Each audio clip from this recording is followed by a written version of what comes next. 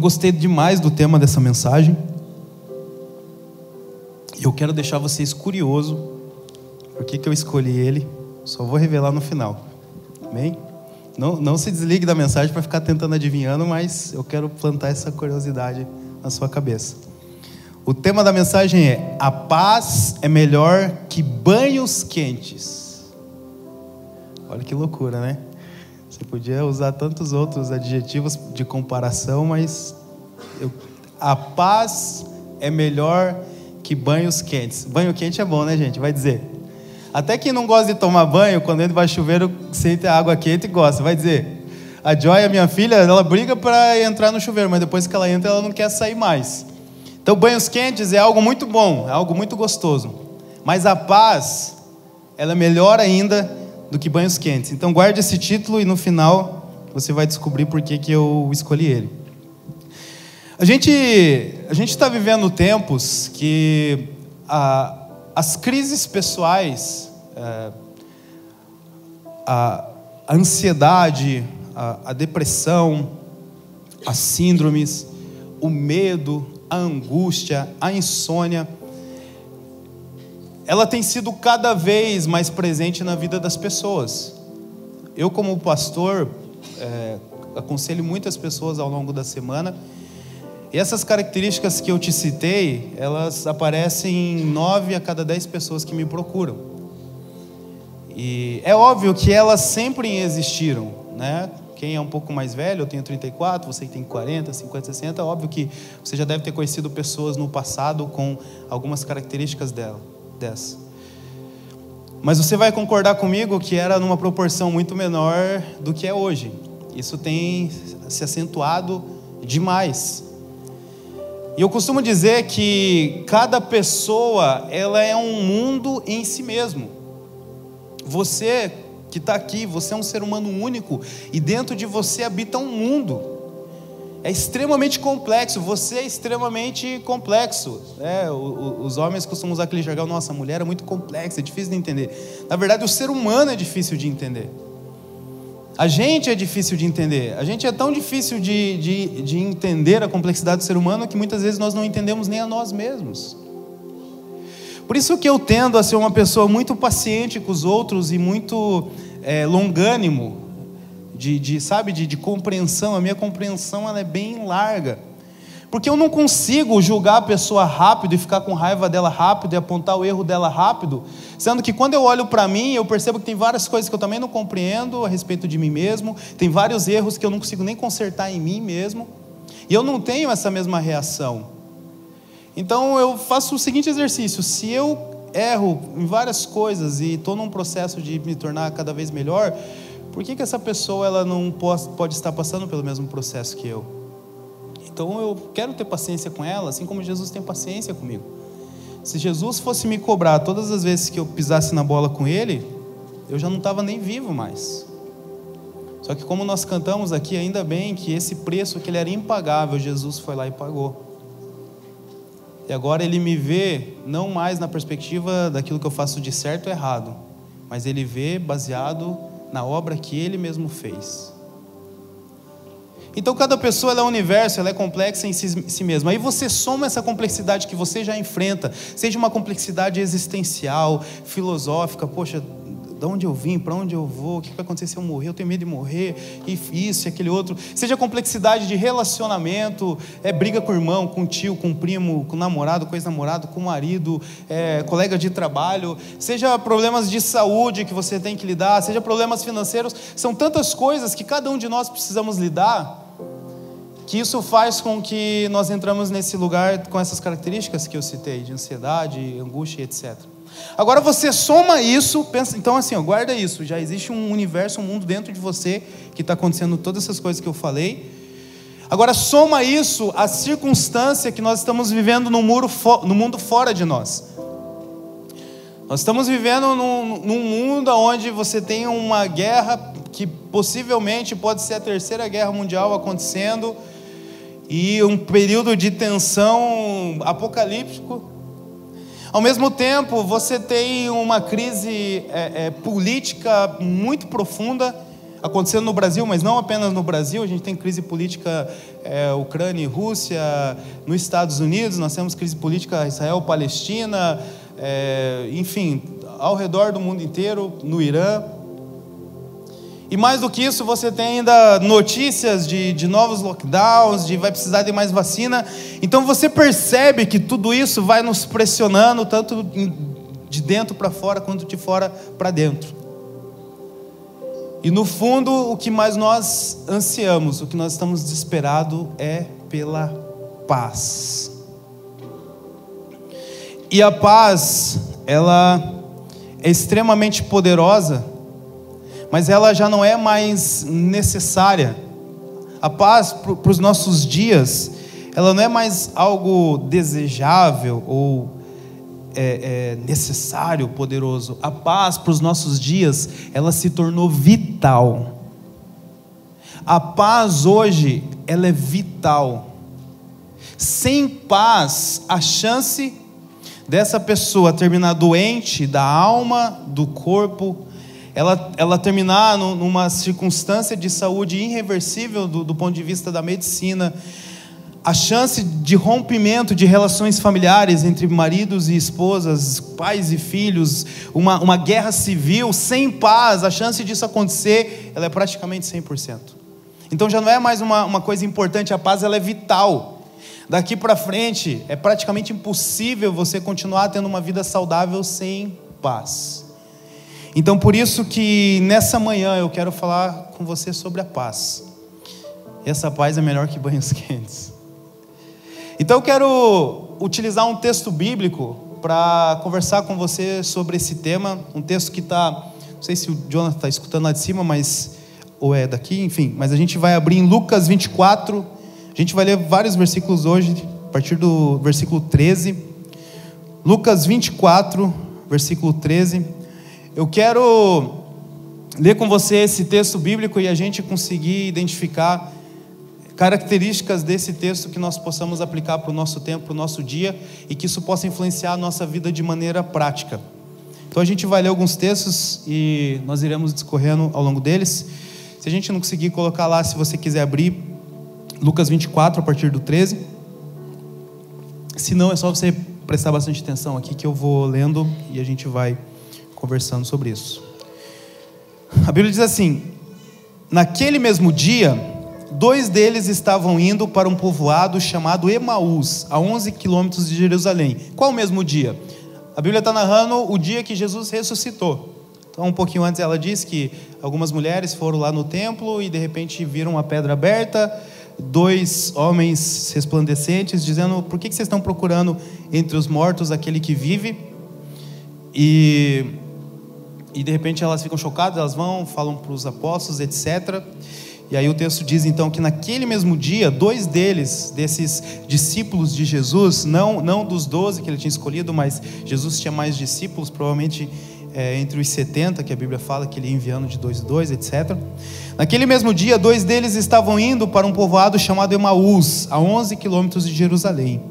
No caminho, conversavam a respeito de tudo o que havia acontecido.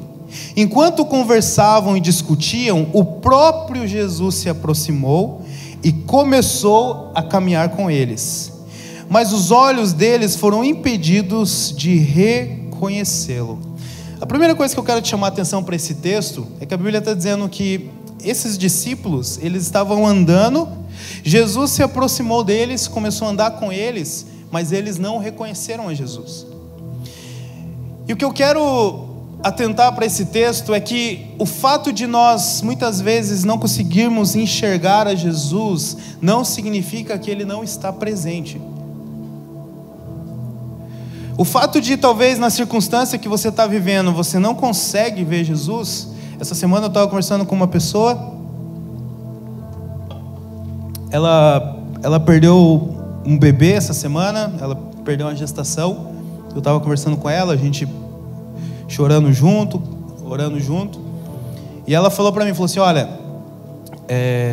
tá muito difícil, eu tô muito triste, eu tô muito mal, eu não consigo ouvir Jesus nessa circunstância, eu não consigo sentir Jesus, mas eu sei que Ele está comigo.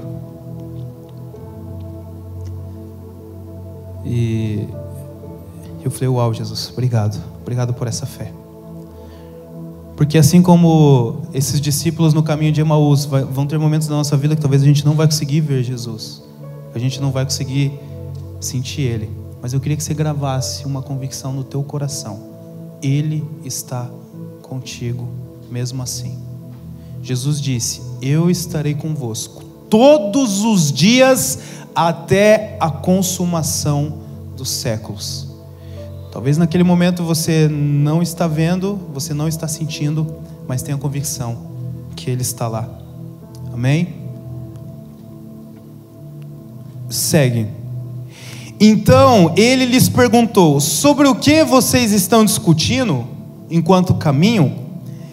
Eles pararam com os rostos entristecidos, e um deles se chamava Cleopas, e perguntou-lhe: você é o único visitante em Jerusalém que não sabe das coisas que ali aconteceram naqueles dias? Olha só, Cleopas, um desses discípulos que a Bíblia cita o nome dele, quando Jesus pergunta o que eles estavam conversando, sobre o que era, eles se escandalizaram, eles se chocaram, que Jesus aparentemente não sabia o que estava acontecendo. Porque o texto diz que Cleopas e o outro discípulo, alguns estudiosos dizem que o outro discípulo era a esposa dele, que eles estavam caminhando juntos, mas o texto diz que eles estavam vindo de Jerusalém, eles estavam indo no caminho dessa cidade chamada Emaús, e eles estavam obviamente conversando sobre os últimos acontecimentos. Quais foram os últimos acontecimentos? A morte de Jesus. Só que quando Jesus pergunta: ei, o que está rolando? O que vocês estão conversando? Eles ficaram espantados, a Bíblia diz que eles ficaram entristecidos. Eles falam: cara, você é o único que está viajando na maionese, que não sabe o que está acontecendo?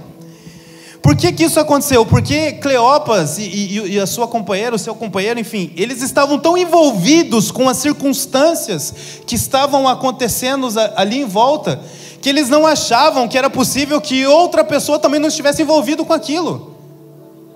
E quando você tem um problema na vida, quando você está envolvido com um problema, aquilo ali começa a se tornar um monstro na sua vida, que você se choca quando alguém não enxerga aquilo como um problema também. Fala: cara, não é possível que você não está vendo o que está acontecendo. Quando eu chego em rodas de amigos, seja qual for a ideologia, e só fala sobre esse assunto, e eu falo: cara, eu estou em paz, eu estou tranquilaço, para mim tanto faz. Eles se entristecem, eles se assustam comigo: como que você não está vendo? Olha o que vai acontecer isso, vai acontecer aquele outro, porque o presidente, porque isso, porque aquele outro. Porque a pessoa está tão envolvida com aquelas circunstâncias que aquilo se torna um monstro na vida dela, e ela não consegue enxergar outra coisa que não seja aquilo. E aí seja um desinformado igual eu, por exemplo, ou nesse caso igual Jesus, é só falar: ah, cara, é um isentão mesmo. Você vai ver o dia que bater na tua porta lá, e teu filho, e não sei o quê. E Jesus foi surpreendido com a inquietação deles. Mas por que será que Jesus ele não estava tão desesperado com o que tinha acontecido?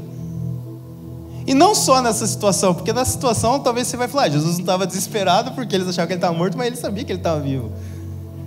Mas todas as outras circunstâncias que as pessoas viam um monstro diante delas, Jesus falava: cara, vocês estão por fora, isso aí não é nada. Quando os discípulos eles estavam num barco, atravessando de um lado para o outro do mar da Galileia, e o barco estava quase virando, e tempestade, e vento, e etc. E Jesus estava o quê? Dormindo. Como que pode ser isentão assim? Como que pode ser tão imprudente assim? Olha o que está acontecendo lá fora, e Jesus estava dormindo. Quando estava todo Israel desesperado, porque nós precisamos do libertador, Roma está explorando a gente no imposto, etc. Jesus fala: cara, dá a César o que é de César, cara, mas não esqueça de dar a Deus o que é de Deus. E o texto continua, Jesus, né? Eu fico imaginando a cara dele assim, tipo: que coisas? Que tá rolando na cidade aí? Sabe, né, quando Jesus chega para os discípulos, ele fala: o que estão falando de mim aí? Eu fico imaginando Jesus perguntando para eles: que coisas? O que está acontecendo na cidade? Olha que interessante. o que aconteceu com Jesus de Nazaré? A pergunta de Jesus. E eles responderam: ele era um profeta. Não, está errado, deixa eu corrigir o português aqui, tá, gente? Jesus pergunta: que coisas? E aí eles começam a responder: o que aconteceu com Jesus de Nazaré? Ele era um profeta, poderoso em palavras e obras diante de Deus e de todo o povo. Ele era um profeta, poderoso em palavras e obras diante de Deus e de todo o povo. E o chefe dos sacerdotes e as nossas autoridades o entregaram para ser condenado à morte e o crucificaram. Olha que interessante esse texto aqui. A Bíblia diz que eles faziam parte dos discípulos de Jesus. Logo, eles deveriam ter uma proximidade muito maior do que qualquer outra pessoa que só passava pelo caminho de Jesus ou que fazia parte da multidão e seguia. E quando o próprio Jesus pergunta para eles o que aconteceu, olha o que eles falam a respeito de Jesus. Ele era um profeta, poderoso em palavras e obras diante de Deus e de todo o povo. Se você perguntar hoje para qualquer pessoa que estuda antropologia ou de outra religião, seja qual for, e você perguntar: quem foi Jesus? Boa parte delas, se não todas elas, vão dizer: não, ele foi um profeta, ele foi um grande homem. Até no Islã crê que Jesus ele foi um profeta. Eles não creem que ele foi o Cristo, o Messias, mas eles creem que ele foi um profeta. Então esses homens, eles reduziram a dizer que Jesus foi um profeta. Percebe que você pode caminhar anos com Jesus, você pode ter relacionamento com Jesus e ainda assim não conhecer quem de fato ele é. E segundo, eles disseram que os chefes dos sacerdotes e as autoridades entregaram Jesus para ser condenado à morte e o crucificaram. Mas a Bíblia diz que Jesus falou assim: ninguém tira a minha vida, porque a minha vida eu dou. Os discípulos estavam achando que alguém matou Jesus, os discípulos estavam achando que alguém condenou Jesus, mas ninguém tira a vida de Jesus, a vida dele ele dá. Então percebe que eram discípulos que eles andavam com Jesus, mas eles não conheciam de fato quem era Jesus, o Cristo, o Messias. E talvez muitas das dificuldades e dos problemas que nós vivemos na nossa vida, não é porque nós não conhecemos Jesus, não é porque nós não cremos em Jesus, mas é porque falta para nós nos relacionarmos com o Cristo, o Messias, o Divino, que não foi apenas um profeta, um cara legal que ensinou sobre as Escrituras e tratou bem as pessoas. Ele é a própria revelação de Deus para nós. Ele é a plenitude de Deus revelado a nós. Ele é o único capaz de, através de um toque, mudar a nossa vida para sempre, não apenas nessa terra, mas principalmente nos dar a vida eterna. Quando Jesus se batiza, a palavra diz que veio uma voz do céu dizendo: esse é o meu filho amado, em quem eu tenho prazer, a ele ouvi. Mas o povo e os seus discípulos continuavam chamando ele de um profeta. É um profeta, um cara legal aí que apareceu. E o meu clamor para você nessa manhã é que você não se relacione mais com Jesus como se fosse só mais um profeta. Não leia mais Moisés e Elias como você lê Jesus. Não compare as palavras de qualquer outro profeta com as de Jesus, porque Jesus ele é o Cristo, ele é o Messias. Jesus é a verdade, ele é o caminho, ele é a vida, ele é o próprio Deus manifestado em nós, que subiu aos céus, assentou ao lado dele e enviou o seu Espírito Santo para viver agora em nós. E você vai perceber que isso vai fazer toda a diferença na sua vida. Porque se você está num barco, e esse barco está no meio de uma tempestade, e você está apenas com um profeta, pode ser que alguma coisa aconteça, pode ser que nada aconteça, porque afinal ele é um profeta, mas ele não é um Deus. Quem garante que agora vai funcionar e a tempestade vai parar? Mas se você está no barco com o Cristo, com o próprio Deus em carne, não tem como esse barco afundar. E se esse barco chegar a afundar, ele vai te segurar nas mãos dele, não vai permitir que você afunde, porque ele é Deus. Então quando eu me relaciono com Jesus, que ele só é um profeta e um cara legal, a chance do barco afundar ela é grande. Mas quando eu sei que ele é o Cristo, que ele é o próprio Deus manifesto em nós, através de nós, eu sei quem eu tenho crido, e nada e nem ninguém pode me abalar. Nem uma guerra, nem o próximo presidente, nem qualquer outra coisa que seja. E o texto continua, E eles dizem: e nós esperávamos que ele ia trazer a redenção a Israel. E hoje é o terceiro dia desde que tudo isso aconteceu. Eu já preguei 2 mensagens nas últimas semanas que eu falava sobre o contexto sociopolítico religioso dessa época. E por que eles crucificaram Jesus? Eles crucificaram Jesus por 2 motivos principais. Primeiro, porque Jesus se apresentou como Filho de Deus, e para a religião deles isso era inadmissível. E segundo, porque eles não reconheceram a Jesus como Messias. Porque o Messias que Israel esperava era um Messias político, militar, guerreiro. Era para libertar Israel do governo de Roma. E aí Jesus chega, ao invés dele vir num cavalo com uma espada, ele sobe num burro para entrar na cidade. Não, isso aí não é o guerreiro que vai libertar a gente. Sem chance. E aí aqui eles estão reforçando isso. Eles falam: olha, a gente esperava que ele fosse trazer a redenção de Israel. Só que hoje é o terceiro dia e isso não aconteceu. Perceba, nessa época, pessoas elas achavam que o Messias, que aquele que Deus havia de enviar, iria manifestar o seu poder e o cumprimento das promessas mediante atos políticos. Ainda bem que ninguém mais pensa isso hoje, né?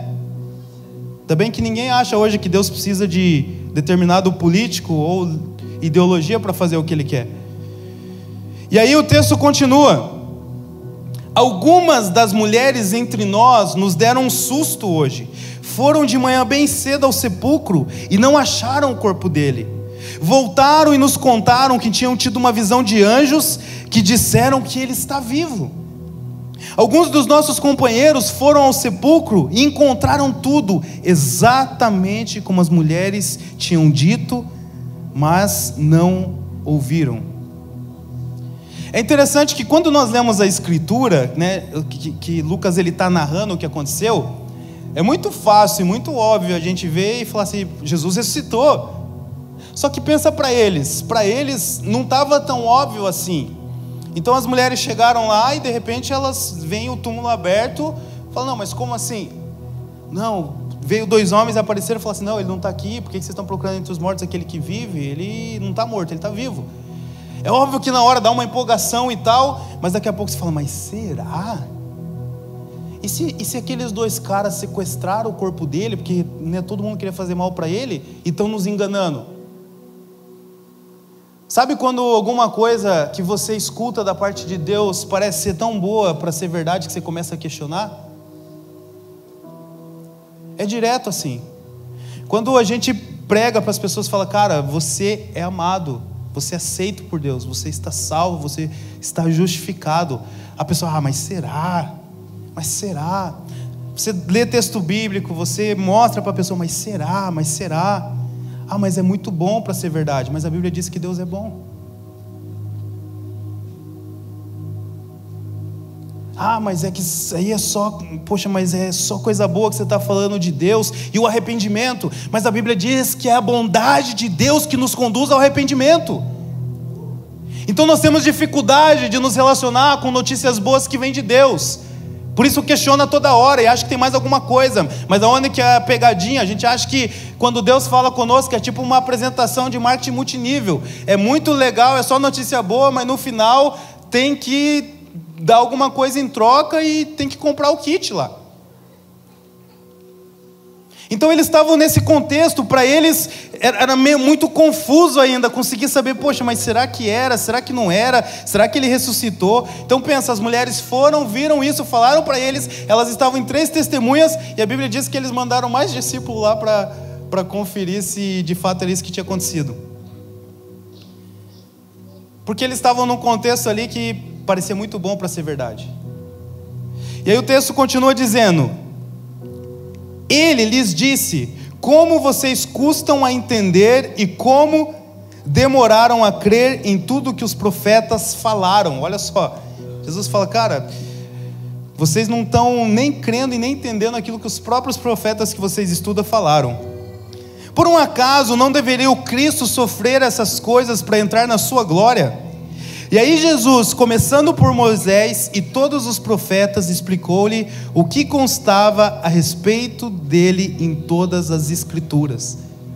Olha só, Jesus teve que dar uma aula de teologia para os discípulos, para os judeus que conheciam a história, mas eles não estavam conseguindo compreender os fatos daquele tempo que, na verdade, colaboravam para a história de Jesus.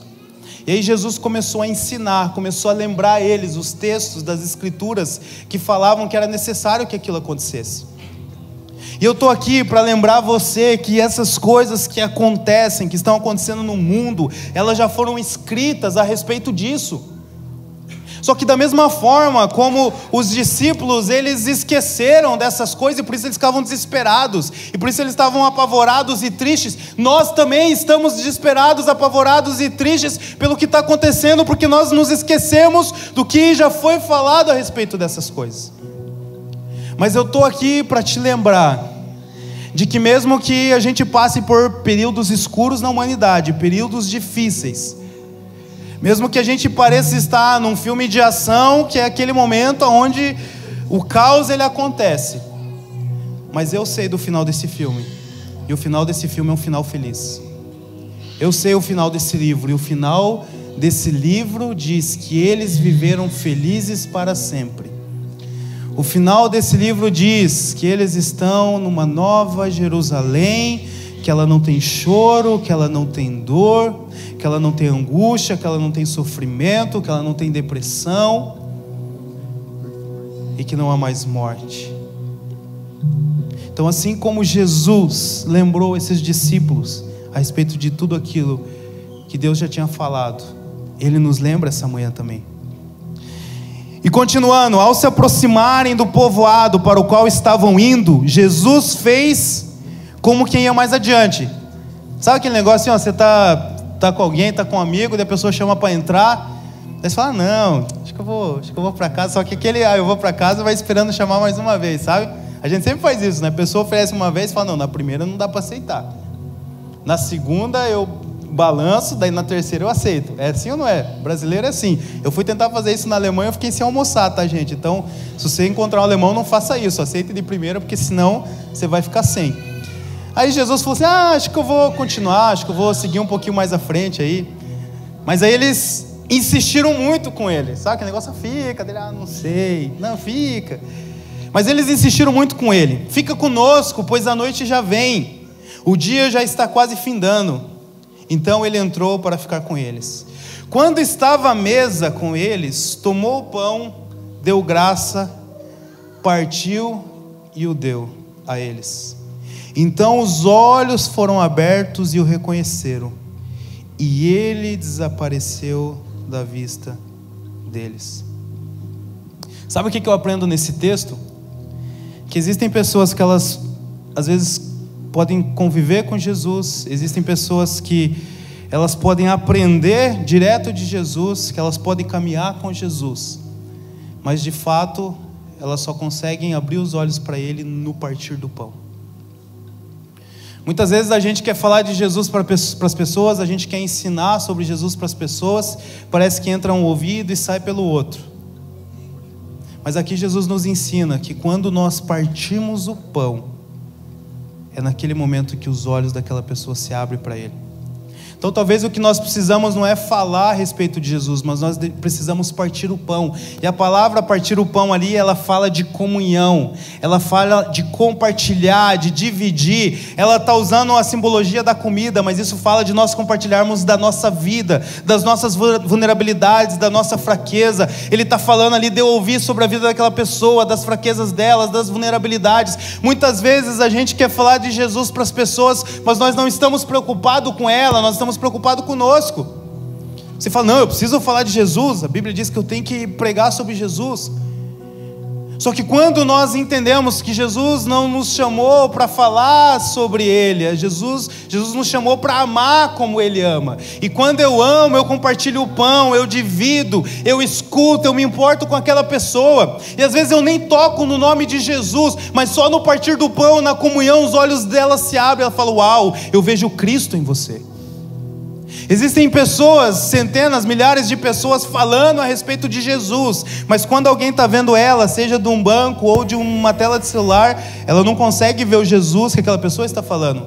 Mas existem outros que num simples partir do pão, que às vezes numa mesa, no intervalo do trabalho ou da faculdade, que alguém numa mesa de família, num domingo, que alguém quando vê um vizinho chorando e vai perguntar o que está acontecendo, e quando essa pessoa ela parte o pão, quando ela tem comunhão, de repente os olhos daquela pessoa se abrem e falam: eu vejo o Cristo em você. Jesus, Ele está se revelando a nós, e através de nós, no partir do pão. E aí, para finalizar, então a Bíblia diz que Jesus, Ele some, Ele desaparece. E aí o texto diz: perguntaram-se um ao outro: não estava ardendo os nossos corações, enquanto Ele nos falava no caminho e nos expunha as Escrituras?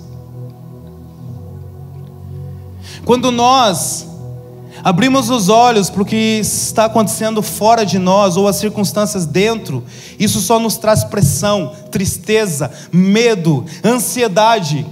Porque você liga o jornal, você liga a tela do celular, é mais uma bomba que explodiu, é mais uma manifestação que teve, é mais alguém assassinando outra pessoa, é mais alguém roubando, é mais alguém fazendo um governo que você sabe que vai dar ruim. É tanta coisa ruim que aquilo ali só te faz mal. Quando você começa a olhar para dentro, você pesquisa na internet, diz que o transtorno não tem cura, diz que a chance de dar um infarto, de dar um AVC é muito grande, e aquilo ali começa a te fazer mal, te angustiar, e aquele monstro começa a ficar gigante diante de você.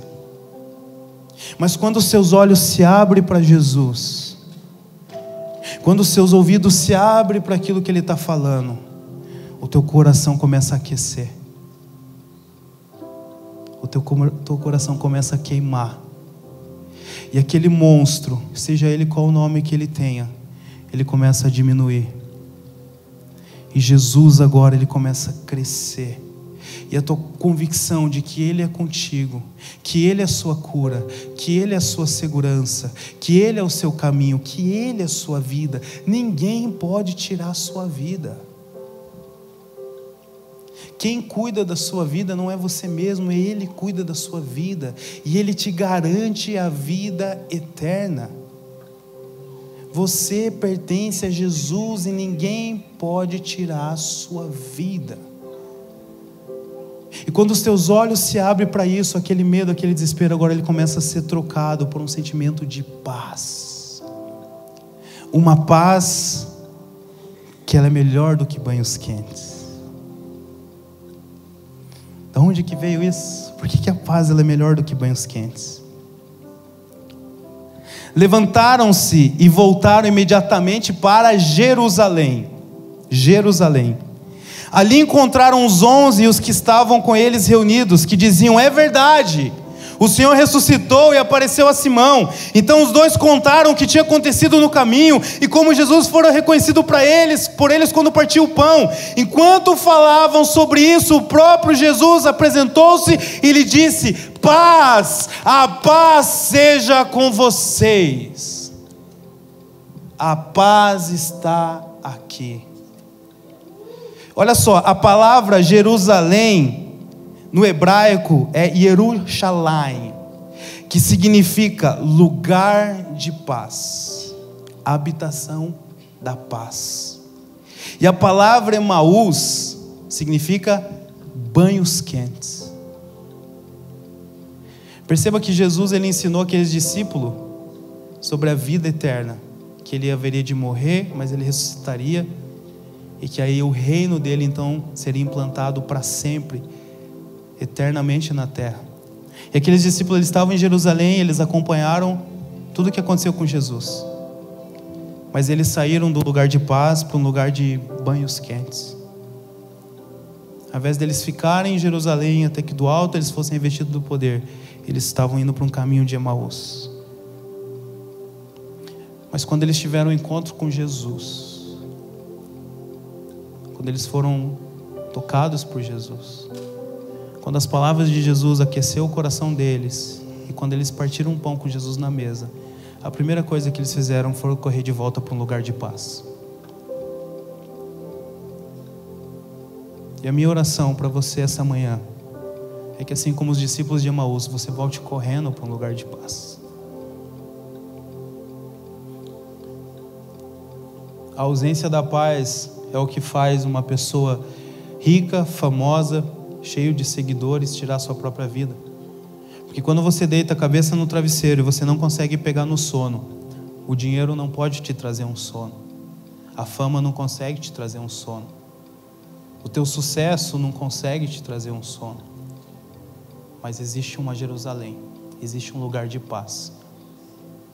E nesse lugar existe um príncipe da paz. E esse príncipe da paz, ele tem em si todo o poder. Eu não sei qual é o lugar de banhos quentes, eu não sei qual é a direção que você tem caminhado. Mas o meu convite para você essa manhã é que você volte para o lugar de paz. Não é a paz que saiu de você, mas talvez é você que se distanciou da paz. Jerusalém permaneceu no mesmo lugar, mas os discípulos saíram daquele lugar. Então saiba que o mundo pode estar caindo fora de você, mas existe uma fortaleza inabalável que é a paz do reino de Deus. E ela não está fora, ela está dentro de vós. A paz que vem dele não é a paz que o mundo dá. A paz que o mundo dá, eles têm trégua.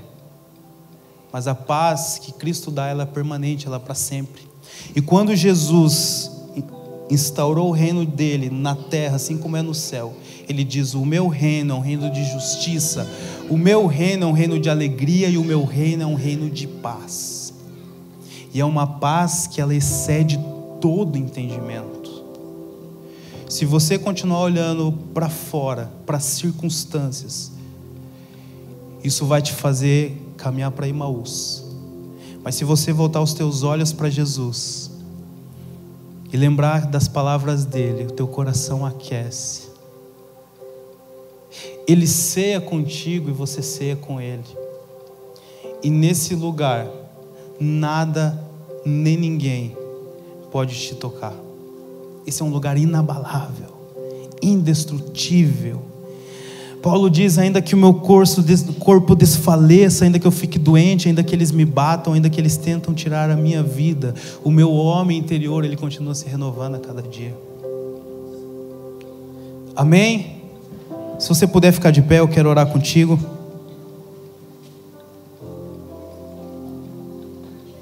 Eu quero orar especificamente para você que quer voltar para esse lugar de paz.